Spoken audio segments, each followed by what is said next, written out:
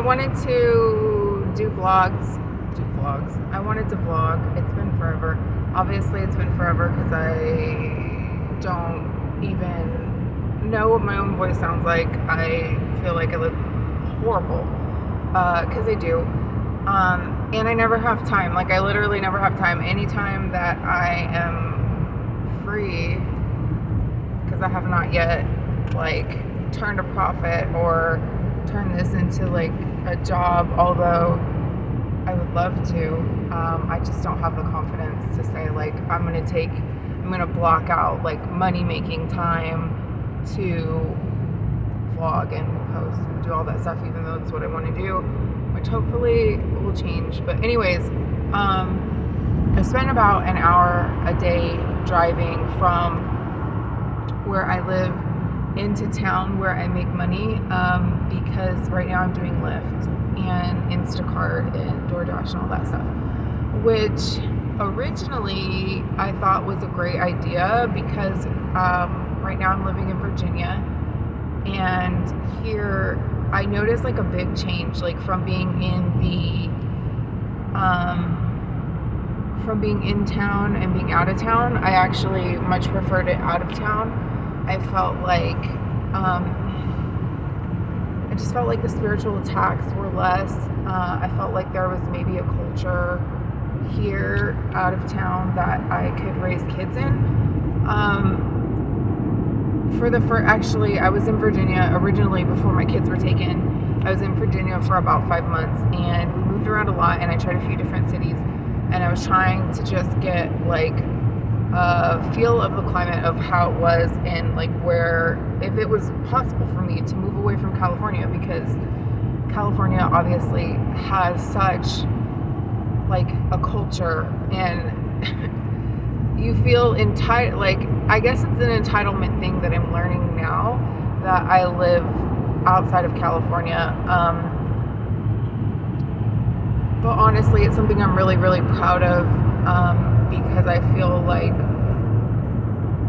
now I see that it's like a collective people who are used to change and are champions for change, for lack of a better term, and they all live together, and they all, it's just kind of the way that it is. Like, I'm a woman. I've grown up my whole life like very unafraid of speaking my mind and very used to like being heard. Like, I realize now that I've lived somewhere else, I've never actually encountered a culture where I can go all the way to the top, write all the letters, talk to everybody that I can, and not get anything done. And just get it to where like they don't hear me, or nothing happens, or no emails are returned, no calls are called back, no like real things are happening. And I'm not talking about like at the grocery store or at Sonic when you're ticked off about your food. I'm talking about like the police, the internal affairs, the FBI, the White House, the governor, all these people, because my kids were taken away for no legalized reason. And the main, I'm not going to get back into all of this as I talk about it all the time, but the main thing is the poverty exemption. And on the forefront is the poverty exception. Being poor, having to utilize services is not an excuse to have your kids taken away. It's not good, it's not ideal, but as long as all of their needs are met, which are very specific online, which I've gotten into before. But the bottom line is, and what it even says on Google, is that CPS violates this all the time. And because they are courts of no record, and all this stuff, like, it's not a surprise that this has happened.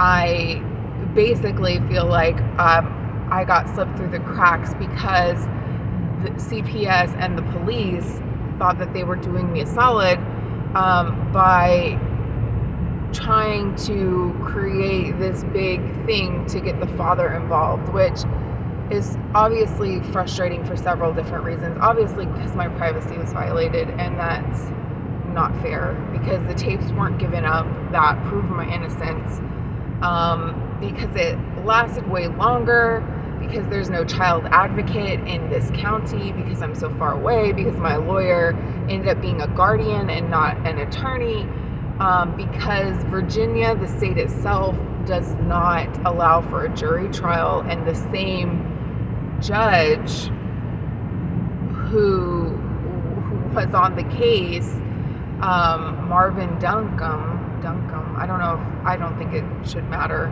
I just think it's funny because he sounds like Marvin the Martian to me. Continually presided over the same case, despite the fact that I wrote a formal complaint and got, again, retaliated against. I got no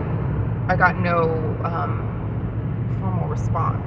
Anyways, so I'm driving into work today to do Lyft. Not because this is my dream. I mean, it's cool and it's good money and it's very flexible, which is really good because my PTSD is so severe that I have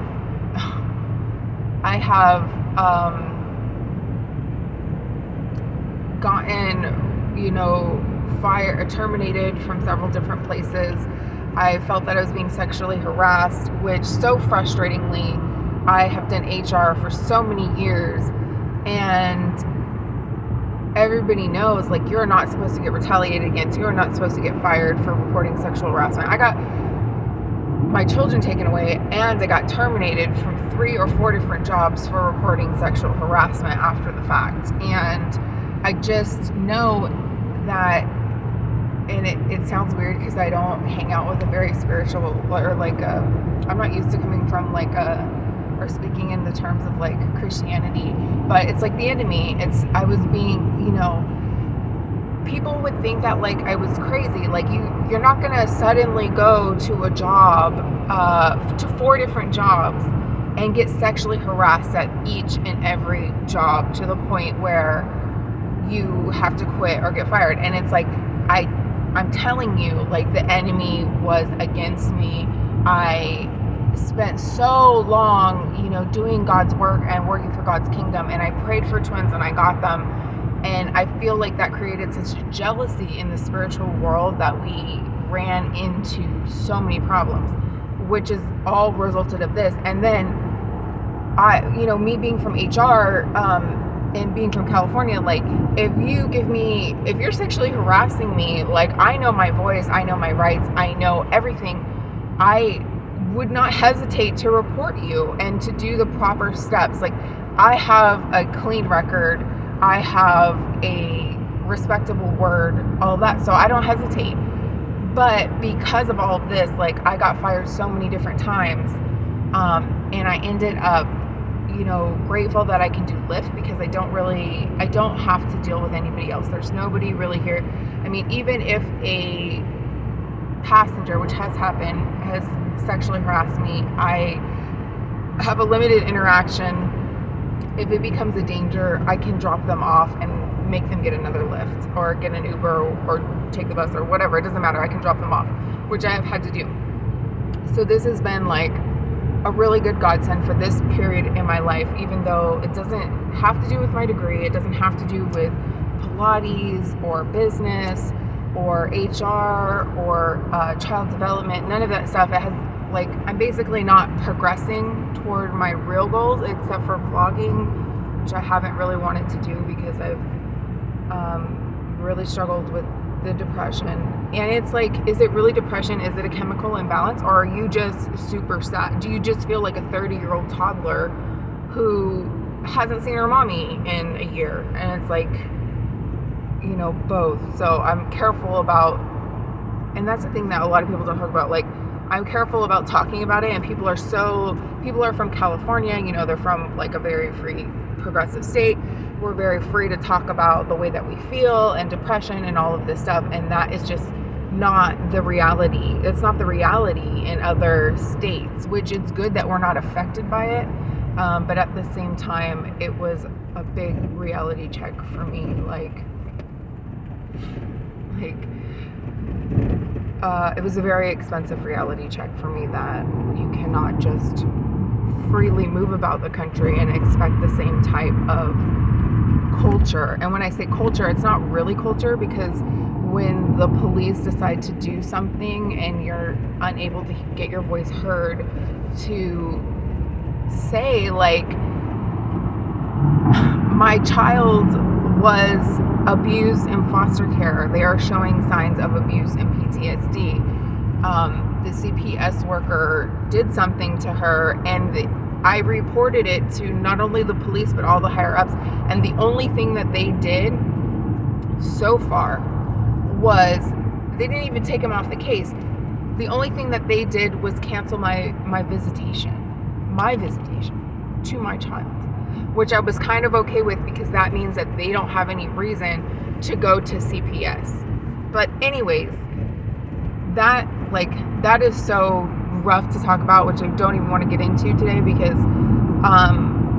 it's so traumatizing that, like, I can't talk about it. Like, I really can't talk about it and just go to work, because to have your voice not heard on that level, after you've worked as a preschool teacher, after you've been a mandated reporter, after, you know, basically you've been to every therapist, everything. There's no excuse for what happened, unless I'm just absolutely stark raving mad and just spout off and say anything, which clearly it's not that, even though that's basically the angle that they tried to take. And it's almost Christmas, and I didn't even get to call them on Thanksgiving. So I have to say, like, I'm proud of myself, and I forget to, unless I do this, like, I forget to say, like, I'm proud of myself. Like, I got up today. I got up, I got dressed, I made my bed, I'm going to work, I'm going to be working all night. I've had people in and out, you know, of all their family festivities. I didn't get one phone call from any family member. I doubt that my mom made a turkey, which I shouldn't even be worried about, because I have bought her turkey for her and made sure that she had Thanksgiving dinner, like, every year. And to be honest, like, obviously she reported me to CPS multiple times. In California, I was cleared. In Virginia, they took her more seriously for whatever reason, which really we need to make laws to protect our children. Like, if you have massive mental health conditions and you're off your meds or off your therapy, your reports of child abuse should be taken with a grain of salt, you know? Whereas I am like a sane, productive, semi-productive at the time, I wasn't working as much person, I feel like should be taken a lot more seriously. And because of it, half of my children's life have been spent with people that don't even want to call me on the phone, whom I've never had a phone conversation with, even though that is something that is not outside the rights of a mom. So anyways, I'm sorry, it's 13 minutes, I'm trying not to ramble. The whole point of the whole thing that I wanted to say, ooh, I'm all red because I'm behind somebody. This whole country, you know, on our money, it says in God we trust. And we're all pretty much talking about the same God. We're talking about Jesus Christ, you know, it's America. That's who we're talking about. So I thought about, you know, just the way that God teaches us to live, and the way that God teaches us, like, to follow him, to not follow money, and to trust and have faith that we will get what we receive. And I thought about it for a while, and I thought CPS would take Jesus's children away.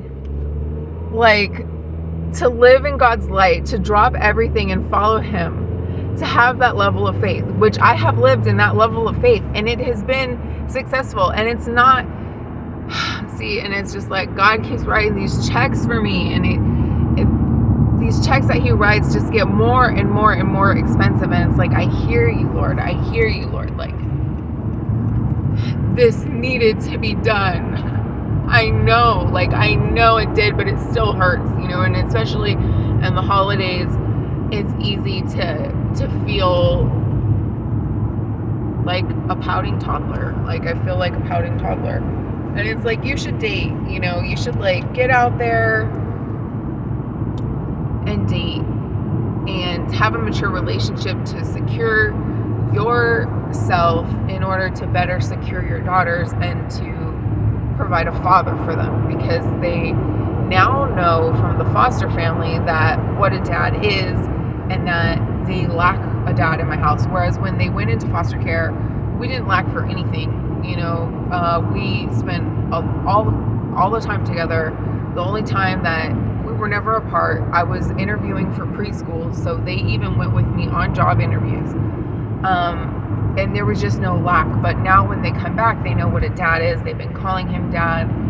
They're gonna know what the lack is. But all in all, I feel like a pouting toddler. Like, do you want to go have dinner and a drink with a pouting toddler? Probably not. Unless you're like a dad and you get it. But then it's like right at the beginning, like first date, we're talking about like, do we agree on parenting styles and stuff like that? Because that is my everything. So it's super duper hard. So really, like, I should do this more often because this is all that I have right now. But ultimately, yes, I think that CPS would take away Jesus's children. If somebody reported him, which obviously he is a light, he got a lot of flack in his life for doing the right thing and doing what he does. But in this country, everybody is, oh, what would Jesus do? Do the right thing. But it's not all a bunch of hoopla. It's not all a bunch of crap. But it kind of is, because ultimately, yeah, CPS would take Jesus's children away. His children would end up with childhood PTSD. They may or may not get misdiagnosed for possibly being on the spectrum for autism, when really they're just traumatized from you taking their mommy away, which is the only thing that matters to a child, basically. Like, God bless us with the gift of milk in our breasts, to where we literally, quite literally, don't need anything or anybody other than ourselves to raise up our children during this time, these first 5 years, which they were still on the breast when they were taken. But Jesus would take a leap of faith and go out into the world and say that I will find, the best place to raise my children. And he would trust in God and the church, and knowing that if he was not able to secure employment right away, that he would be taken care of. And that's one thing that I know that he's called me to do work in his kingdom, which when I was pregnant, I told him, Lord, please let me have both of these girls. I want both of these girls. I know that it's a blessing beyond all blessings, and it's so rare, and it's so much to ask. But if I could just have them both, because a lot of, people told me that a lot of times you don't have them both. I promise that we'll live our lives for you in your kingdom. But he wrote this check so big, and he put us here. And, in all of these shelters, right now, as we stand, they are not claiming their work in the name of Jesus Christ. And I was a little worried about that. I thought it was a little odd. And then as I stayed there longer, it was like every little thing that if I complained or like asked for more babysitting, or like, why is so-and-so getting babysitting and I'm not getting babysitting, like I need to go to job interviews, stuff like that, they kind of had this attitude of like, you better shut up, like CPS is going to take your kids. And then they immediately called CPS to meet with me just because I was at the shelter, which, I mean, the assistance here from the government is less than half than that in California. Less than half. The housing is not less than half. I mean, it's not that cheap. There might be some places that are that cheap, but on average, a good place to like have kids is not half. So anyways, there's a lot of work to do. But yeah, CPS would take away Jesus's children and traumatize them and all of this. So I am making my money, and I'm a bit at ends with everything, just like Jesus and my Christianity, my faith. My degree and my experience in HR seems to also have failed me, because it just seems that unless I go out there and fight for everything, which I mean, like sue people and all this stuff, it's never going to make a difference. Oh, and look, I talked you into sunset. That means that I am taking too long, which is 100% true, because I did not mean to make this video that long. If you made it to the end, thank you for listening to me. I really appreciate it, even though I'm doing this for myself. I hope that I get in contact with some moms who have been through this. Like, this is life-changing. It changes your friendships, all of your relationships, your personality, all of that stuff. I really feel, honestly, that most people that have been through this probably speak Spanish, and I wish that they did. But if you leave me a comment, I will get it translated. I will figure it out. I would like to be friends with you, because all of my friends who have not been through this, I don't feel like you're gonna get it. But I'm praying for you. Thank you for listening. Bye.